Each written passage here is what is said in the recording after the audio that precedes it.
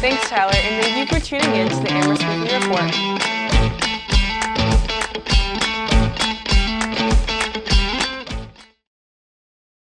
Hello and welcome to the new season of the Amherst Weekly Report from Amherst Media. I'm Nora Tafuri.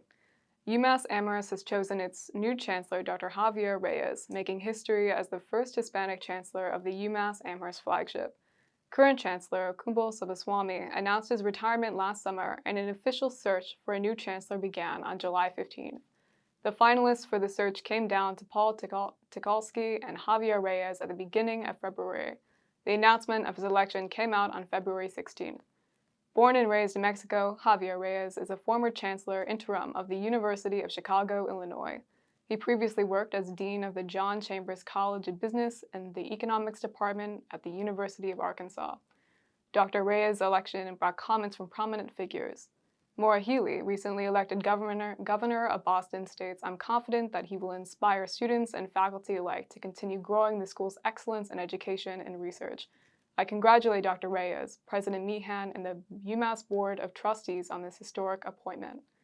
State Senator Joe Comerford states, "Dr. Javier Reyes is a strong successor to the Chancellor Subbaswamy.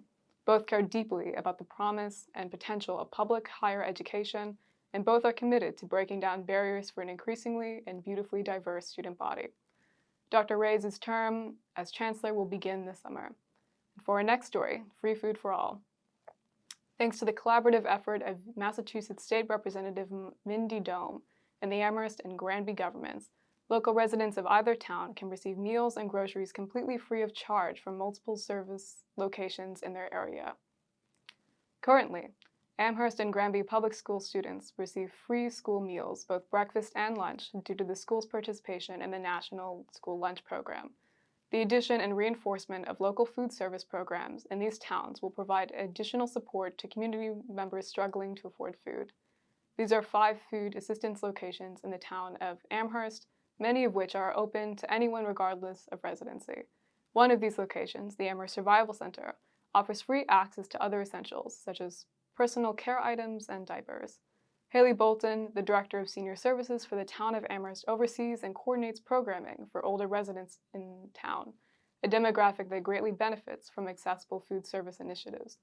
The Senior Center offers one such initiative called the Brown Bag Meal Program, providing lunch to community members as well as grocery home delivery courtesy of Highland Valley Elder Services.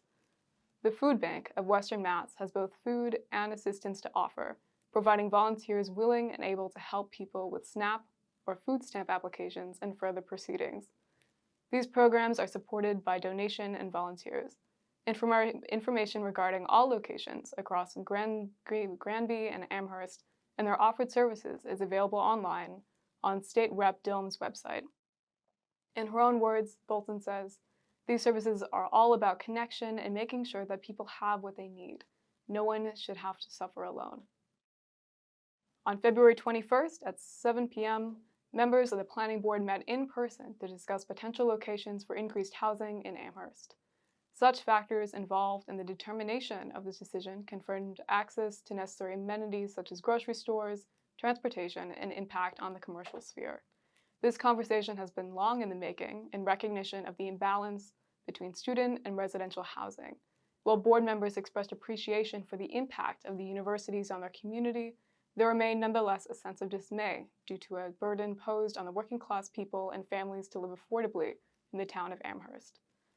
The Housing Production Plan, published in 2013, cites that young families are rapidly declining as adults aged 25 and 44 decreased from 7,323 in 1990 to 4,009 by 2010, a drop of 45.3%.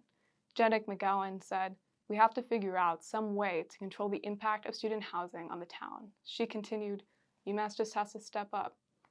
The evening provoked discussions regarding the long-term vision of Amherst. Board members sought to develop a town which met the needs of all of its inhabitants evenly. Yet, the board realized that current zoning wasn't conducive of their ambition, since at the moment, no zones exist for multifamily housing. Due to the undeniable profitability of housing in Amherst, developers have a tendency to purchase commercial sites and leave them vacant for years until they have the opportunity to utilize them as residential units for high-paying college students. This complicates matters further. Low-income people deserve to live in Amherst, and students share the responsibility for displacement. Board members hope that in cooperation with students, the university, and permanent residents, that this issue might be resolved. Though no conclusions have been yet drawn, members of the board look forward to returning to this discussion at a later date. John Bracey, an African American Studies professor at the University of Massachusetts Amherst for over 50 years, died at age 81. Bracey came to UMass as a professor in 1972 and helped create the W.E.B. Du Bois Department of African American Studies, one of the country's first doctoral programs in African American Studies. Bracey was a chairman of the African American Studies Department and co-director of the Graduate Certificate in African Diaspora Studies. Bracey was involved in UMass Black Presence, a website serving as a living history of the experiences, contributions, and stories of Black students, alumni, faculty, and staff, and a fund was created for him in 2021 called the John H. Bracey Jr. Fellowship Fund, which provides summer fellowship support for doctoral students in the Afro-American Studies Department who have achieved candidacy and are engaged in research and writing their dissertations. Outside of the university, Bracey also spoke at the Martin Luther King Jr. Breakfast in Amherst many times and was the main speaker at the annual King Celebration in Northampton in 2018. Bracey published, wrote, and co-wrote several books, mainly focusing on African social and cultural history, radical ideologies and movements, and the history of African American women, while his recent works and interests focused on interactions between African Americans, Native Americans, Afro-Latino, and Jewish Americans. Chancellor Kumbo Sambaswamy shared his condolences to the UMass community following Mr. Bracey's passing. He was a true champion for Black studies and Black students, and his tireless work to advance racial justice made us a much better university community. Sambaswamy said, "Bracey is dearly missed in the community, and his legacy will live on at UMass through his writing, his community work, and his impact on others." Now to Emily Taranelli with Sports Report. Thanks, Nora. The women's squash teams from Amherst College and Mount Holyoke College both competed in the College Squash Association National Team Championships. The competition, which took place at the University of Pennsylvania and Drexel University, began on Friday, February 17th and ended on Sunday, February 19th. Each team was sorted into one of 4 divisions based on how well they performed throughout their individual seasons. The Amherst Mammoths vied for the Kurtz Cup in the B division, while the Mount Holyoke Lions sought the Epps Cup in the D division. On Friday, the Mammoths fell to Dartmouth College in the quarterfinals with an overall score of 6-3. Meanwhile, the Lions lost 8-1 to Haverford College in the opening round of the Epps Cup. The Lions did not compete on Saturday, but the Mammoths rallied to an 8-1 victory over William Smith College in the Kurtz Cup consolation round. On Sunday, the Mammoths defeated their conference rival Williams College, scoring 6-3 overall, while the Lions split their victories with a 6-3 win over Vassar College and a 7-2 loss against Connecticut College. The competition ended with Amherst taking 5th place in the Kurtz Cup and Mount Holyoke taking 6th place in the Epps Cup. The tournament concludes the team competitive season for both programs, bringing Amherst's record to 14-6 and Mount Holyoke's record to 8-14.